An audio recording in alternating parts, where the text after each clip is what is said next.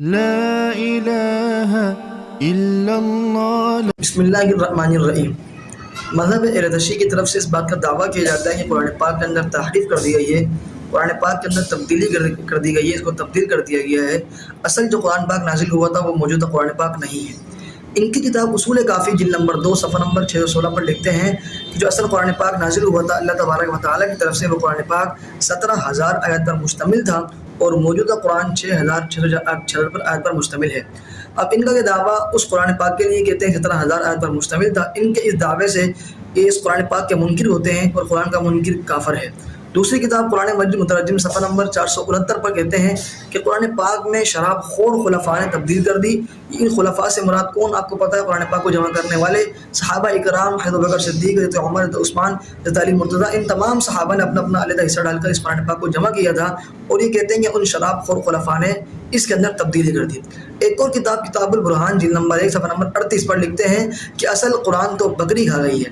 ایک اور کتاب جس کا نام آل اصحاب صفہ کے اندر لکھتے ہیں کہ قرآن پاک سے بے شمار آیتیں نکال دی گئی ہیں۔ یہ قرآن پاک کے اندر بہت ساری آیتیں اور بھی تھیں جن سے حضرت علی کی ولایت ثابت ہونی تھی، ان آیتوں کو نکال دیا گیا ہے۔ ایک اور کتاب ان کے نزدیک بڑی معتبر کتاب جس کا نام قرآن مجید مترجم صفحہ نمبر 1011 لکھتے ہیں قرآن پاک کے اندر مرتدین نے قرآن پاک کو تبدیل کر دیا گیا ہے۔ وہی صحابہ کرام کر کہتے ہیں دوبارہ یہ قرآن پاک کو صحابہ کرام نے تبدیل کر دیا گیا ہے۔ ائمہ کے علاوہ کسی کے پاس قرآن پاک موجود نہیں ہے۔ ائمہ کے پاس قرآن پاک ہے، اس کے علاوہ قرآن ہے نہ قرآن کا پورا علم ہے، یعنی کہ جو قرآن موجود ہے وہ ائمہ کے پاس ہے، اس کے علاوہ نہ کسی کے پاس قرآن ہے نہ قرآن کا پورا علم ہے۔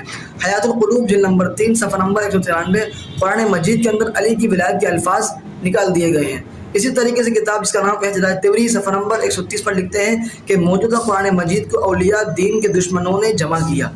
قرآن پاک کو میں پھر کہوں، قرآن پاک کو جمع کرنے والے اصحاب کرام تھے۔ یہ کہتے ہیں قرآن پاک کو جمع کرنے والے اولیاء دین کے دشمن نے جمع کیا ہے۔ انوار نعمانیہ جلد نمبر 2 صفحہ نمبر 360 پر لکھتے ہیں اصل قرآن آج کے بعد ظہور مہدی تک نظر نہیں آئے گا، یعنی کہ جب تک مہدی کا ظہور نہیں ہوگا، امام مہدی کا، جب تک اصل قرآن دنیا کے اندر کسی کو نظر نہیں آئے گا۔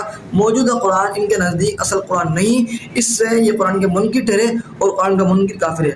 ایک اور کتاب جس کا نام فصل الخطاب صفحہ نمبر 30 موجودہ قرآن کی ترتیب خدا کی مرضی کے خلاف ہے، یعنی کہ قرآن کی ترتیب جو ہے وہ خدا کی مرضی کے خلاف ہے۔ یہ مذہب کس کے نزدیک ہے؟ مذہب ارتشی کے نزدیک یہ ان کا عقیدہ ہے۔ ایک اور کتاب ہدایت طبری صفحہ نمبر 25 قرآن مجید میں ایسی باتیں بھی ہیں جو خدا نے نہیں کہیں، بلکہ ان کو جمع کرنے والوں نے اپنی طرف سے اس کے اندر تبدیلی کر دی، یعنی کہ تحریف کر دی، اپنی طرف سے باتیں لکھ دی۔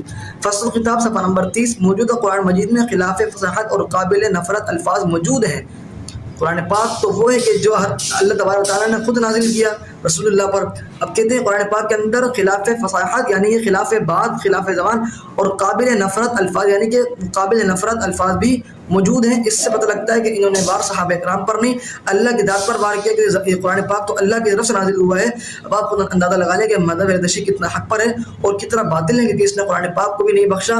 ہم تو روکتے تھے کہ صحابہ کرام کو برا بھلا کہتے ہیں، انبیاء کو برا بھلا کہتے ہیں، اب تو یہ قرآن پاک کے اوپر حملہ کرنا شروع ہوا ہے۔ کہتے ہیں قرآن پاک کے اندر تحریف کر دی ہے، یہ شراب خوروں نے جمع کیا اور اس قرآن کے اندر خلاف فصاحت اور قابل نفرت باتیں لکھی ہوئی ہیں۔